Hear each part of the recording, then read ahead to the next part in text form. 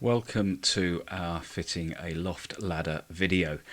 This particular video assumes that your loft hatch needs to be recreated or enlarged to another position in your ceiling. Most loft hatches aren't conducive to fitting a loft ladder directly, so the loft ladder has to be enlarged and in a lot of cases has to be moved to a new position. Therefore you have an existing loft hatch that you can get up and down in while you fit your new loft hatch and your loft ladder. This video works on the assumption that you've created a new loft hatch, you're fitting a new loft ladder in it, and you're using the old hatch to get in and out of the loft. If that's not the case, you will need to install the loft ladder from the floor underneath the ceiling, and the instructions that come with the loft ladder will help you do that. Today we're going to be fitting a Zarges loft ladder. This particular ladder is 1130, requires a hole 1130 millimeters by 550 millimeters. That's the actual size of the frame that comes for the loft ladder. We suggest you look at the DIY Doctor page on enlarging a loft hatch so that you know how we've managed to create this hole between the joists about 20 to 25 millimeters bigger than the frame. It's important that the frame is allowed to drop in that hole easily, wiggle it about a little bit to square it square, and then we pack out the sides and the ends before we fix it so that we know it's in the hole properly. Always double check before you start. You'll see us drilling a couple of holes in the plasterboard to see where it comes out downstairs. It's often the case that the joists into which you're going to drop the loft ladder don't line up with the landing or the place in the room that you think they do. So drill a couple of small holes in the ceiling.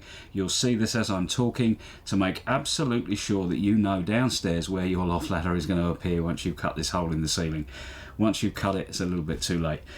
So that's the first thing to check, but you'll watch this installation. I'll explain the installation all the way through for you. The first thing you do, these particular joists are spaced at 600 centres, which is why the loft ladder hatch is designed the size it is, so that should just drop down in between them.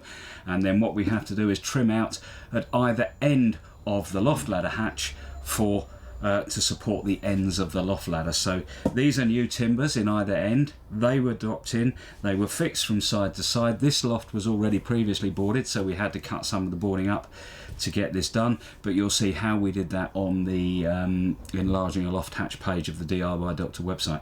So we're going to get on with that. The first thing that we're going to do now is, having prepared it, having to find out where it's going to come out downstairs, we're going to cut this hole in the ceiling, and you'll see us doing all of the operations all the way through, and where any explanation is necessary, I'll give it to you.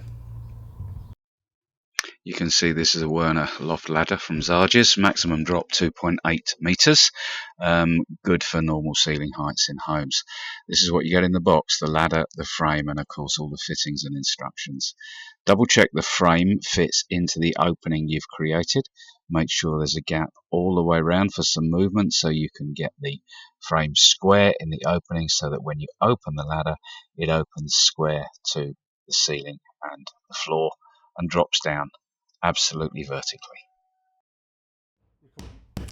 Make a hole in the centre of the plasterboard so that you can put your hand in and hold it up while you cut round the perimeter with a pad saw.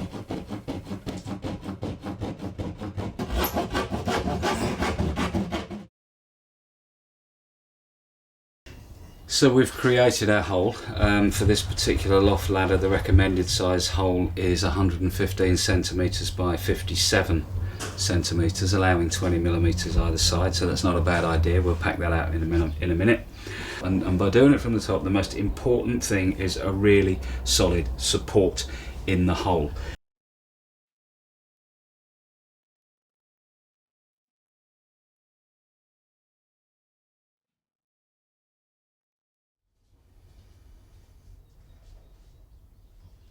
If you're going to do it our way, make absolutely sure this support is as solid as it can possibly be. Just in case you put your foot on it or whatever, you lean on it, it's going to support you and the hatch all the way through the job. That's vital. So let's get it in. There we go.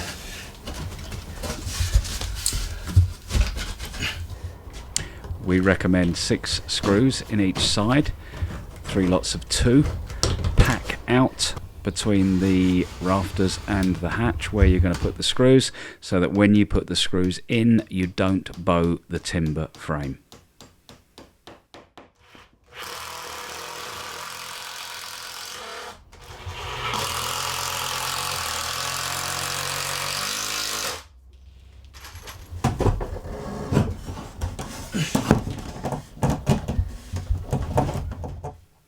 Follow the instructions on your particular loft ladder as to where to put the fixing brackets, how to put the fixings in, how to fix the struts and the springs. Each ladder will be different.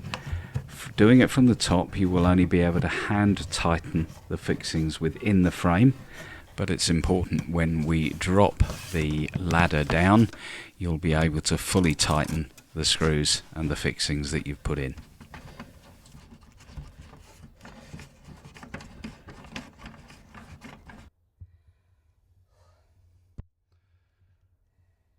When you've tightened everything as much as you can from upstairs, remove the strut, drop the ladder and the hatch down and tighten everything up as fully as you can.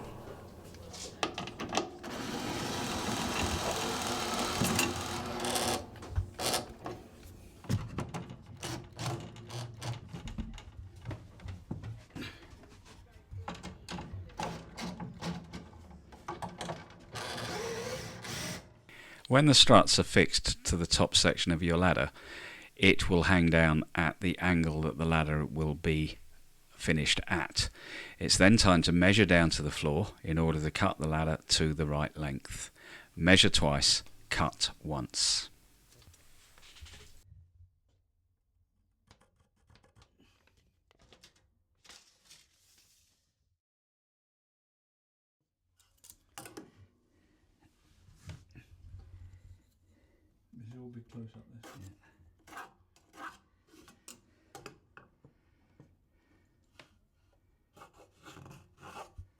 Cut the foot off the ladder square, because the plastic feet that we're going to fix on will accommodate for the angle of the ladder.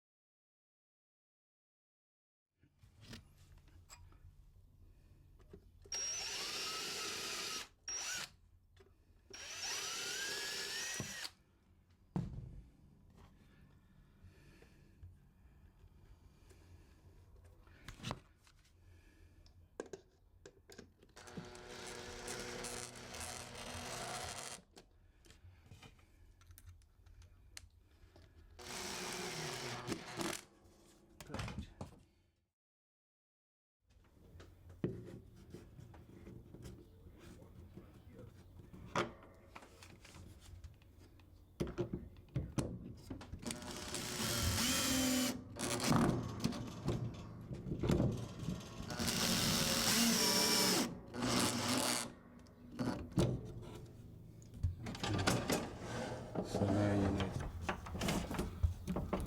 Okay.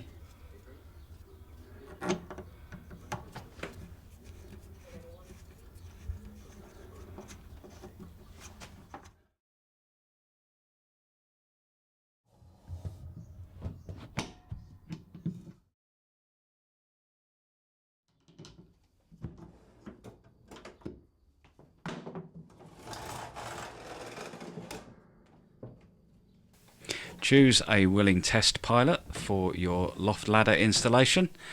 Get them to check it out thoroughly, And when you've completed, if you've cut the hole neatly enough, a bit of 2-inch architrave around the hole and perhaps some quadrant where it touches a wall or is close to a wall is required, and you will have a completed installation from DIY Doctor.